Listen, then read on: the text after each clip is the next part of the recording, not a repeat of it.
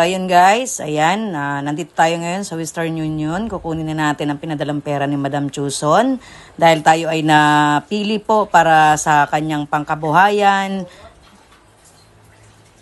Ayan, pumasok na po si Lynn sa Western Union kasi kay Lynn po nakapangalan na ako nasa kotse. Ayan, bumalik na mga idol at dala-dala na ang kakwartahan. Sa mga nagsasabing hindi legit po yan mga bossing. Ang pinadala po ni Madam ay $500. Sa peso po ay umabot po ng 27,749 pesos. Ayan, ayan po lahat na yan. Ayan, pinapakita. Legit yan mga boss ha, kaya sumuport na kayo kay Madam Chuson USA sa kanyang YouTube channel.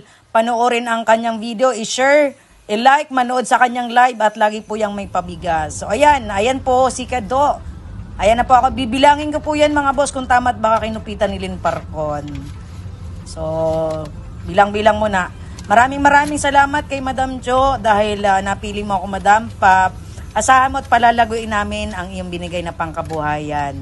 Kasunod ng video Madam, isisend ko naman sa'yo yung mga sapatos na binili namin gamit yung iyong binigay na pera. God bless Madam, maraming salamat. Sobrang legit yan mga bossing. Kaya ano pa inaantay nyo dyan? Support lang ha. Maraming salamat po. God bless.